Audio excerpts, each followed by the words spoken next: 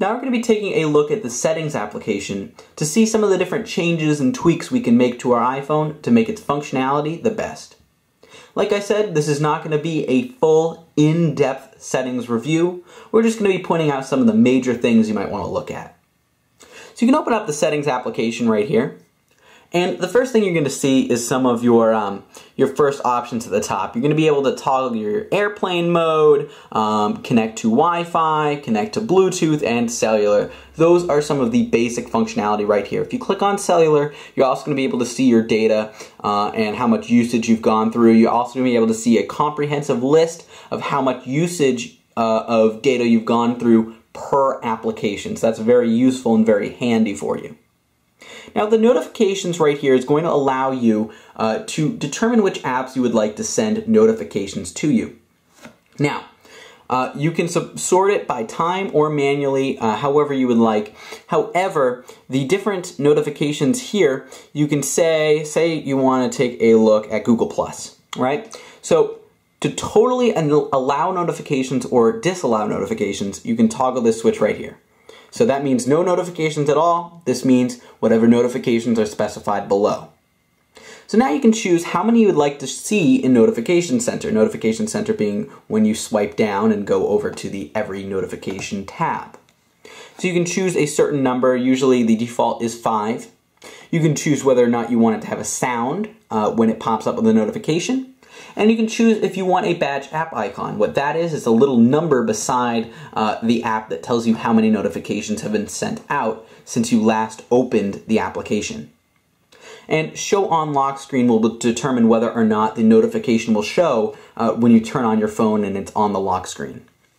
Now you can also choose right here the different styles. So you can have no banner at all. You can have a banner, or you can have an alert. Alert pops up in the center of the screen and stops whatever you're doing on your phone. The banner, you can continue doing stuff when it pops up. So that's all the different notification settings in here as well.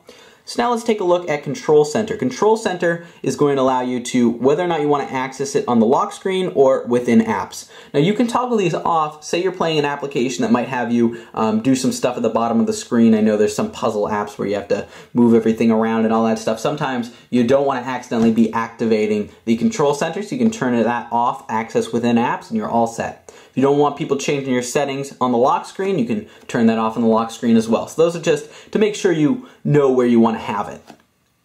Now, General is where there's a lot of different options here. I'm going to be going really briefly. So as you can see, About is going to tell you everything you need to know about your iPhone. Software Update, if you click there and there's a software update available, you can download it over the air, which means downloading the update right on your phone instead of having to plug it into your computer. Siri, like I showed you before, change some Siri settings. Spotlight Search is going to allow you to choose which of the different things your iPhone searches when you go into the Spotlight Search option. And then Hand Off and Suggested Apps is going to allow you whether or not you want Hand Off mode and My Apps and App Store. Accessibility is actually going to add anything for people who might need larger text, so you can of course activate larger text here, bold text, button shapes. There's a lot of different tweaking you can do with your iPhone in here if you have any additional needs, such as you can't really read the smaller text. You can of course make it larger right here in using the larger text. Now, I will show you guys a pro tip right now.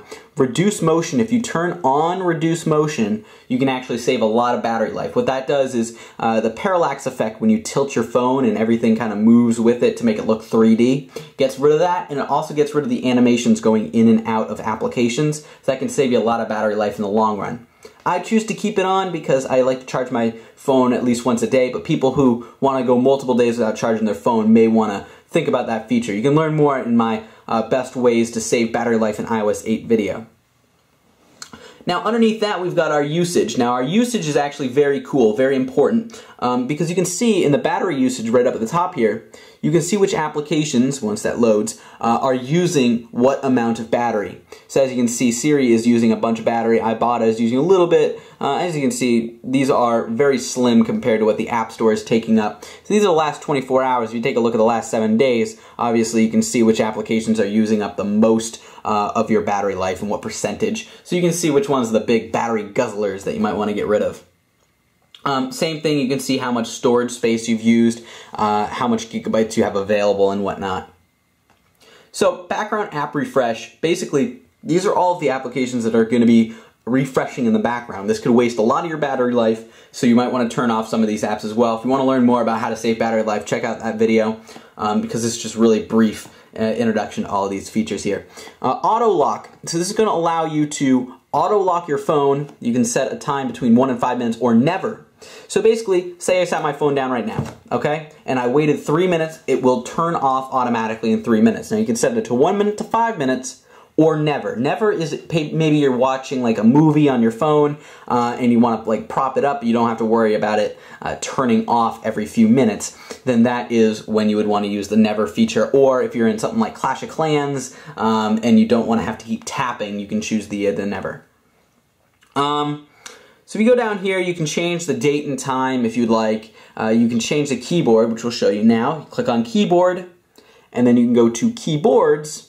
You can add a new keyboard, and you can add different languages, and you can also add any kind of third-party keyboards that you've downloaded on your device. For more information on that, check out my iOS 8 keyboards video.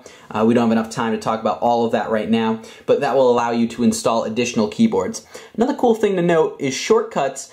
Basically, you can hit plus and add OMW will translate to on my way. So if you type in the words OMW on your phone, it'll automatically put in on my way. So that's just another cool feature that's built right into your phone. Now if we go back a couple times, we can take a look down here. You can change your language, you can sync to Wi-Fi, connect to VPN. Reset down at the bottom you don't want to do unless you totally want to reset your entire phone, alright? So that's basically a last case scenario, but you should always back up before you do anything like that. So we go back to settings, you'll see the display and brightness. This is going to allow you to change your brightness. You can also change the text size. So as you can see, you can change the text size on your entire phone to a much larger size, or you can change it back down in the middle. Or if you want to read a lot of text, you can change it to a smaller size, but I like to keep it right in the middle. I think that Apple's done a pretty good job figuring out what size text you actually want. Auto brightness, you can turn that off if you don't want it automatically choosing your brightness and all that. Let's go back out here. And let's take a look. I already showed you guys how to change your wallpaper. You can go back in the video if you don't remember. Sounds. So sounds is going to allow you to see and make a little bit of preference as to what your ringtone is, what your text tone is. You can change it to one of Apple's default ringtones or text tones. If we go down here, Touch ID passcode, we already went over how to install those. You can check out earlier on the video. Privacy. This is very important. If you have any applications you don't want them to know your location, you're going to want to change the location settings right here. You can change it per application, so if you click on here, and you can see which apps will be allowed to see your location. That's very important because if there's applications you don't trust or you don't want them to see your location, you can always toggle those off in the location services setting. Contacts, calendars, you would tap on calendars in order to enable your Gmail. Now if you scroll down here, you can connect your Twitter and Facebook. Actually, not right here. Right here is your Twitter and Facebook privacy settings, actually. Diagnostics and usage will allow you to send diagnostics to Apple. Advertising, if you don't want a lot of ad tracking, if you don't want people tracking all of your information, you want to toggle that so there's not any of that additional ad tracking on here. So we go back, those are all your privacy settings. iCloud settings are going to allow you to change what you would like with your iCloud. So if you would want it to sync all of your different data, all of that, you can change that in there. iTunes and App Store, you can change your Apple account, Apple ID and all that. Mail, contacts and calendars, you can take a look at syncing your Gmail. So this is what I told you about before. You just have to hit add account and type in your information for Gmail. So if you wanted to fetch new data and push, it's going to send you a push notification every time you get a new email. This might not be the best option for you because it can use up a lot of valuable battery life. However, it is an option that you guys can use if you would like. So you guys can just fool around with some of the settings in there. Like I said, we just want to get through with all of these important settings right now. So you can view notes, settings, reminders, phone, messages, FaceTime, maps, compass, and Safari. So those are all of the different things you might want to explore. Take a look at some of the settings and features and functionality in those. I will point out, however, if you go into Safari, you can change your browsing search engine right here. It should be set to Google by default. You can see if you want suggestions, spotlight suggestions, quick website search, preload top hit. So there's a lot of different functionality that goes in right here. Now you can actually set up a password autofill. You can set that up if you'd like. And you can choose whether you want to open links in new tabs, if you can block pop-ups, which will be automatic right on your phone. Now down here, clear history and website data will clear all of your history, and that's something that you want to do if you ever need to clear history on your phone, get rid of any cookies or anything of that nature. And if you scroll down here, you'll see some more applications that have all of the different settings. You can change the Game Center settings as to what your Game Center account is, you know, music, photos, etc. Down here you can connect your Twitter and Facebook account. And then underneath that is all of the third-party apps you have installed, all of their individual personalized settings. Like I said, I couldn't go in depth into every single thing, but hopefully you got a glimpse of some of the general functions and features that go into the settings app. Alright guys, that's it for today's complete beginner's guide and overview of the iPhone 6. If you learned something today, anything at all, be sure to hit that subscribe button. It means a lot. You'll be able to check out all of our other really cool videos.